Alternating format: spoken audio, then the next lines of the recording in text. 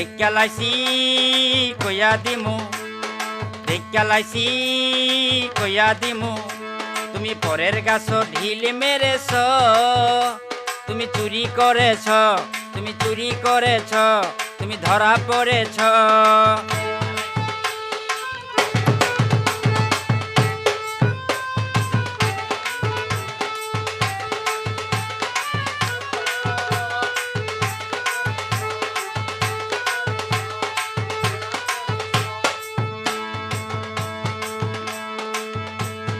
নিজের গাছে ফল থাকিতে কেন অন্যের ফলে লোভ করেছ?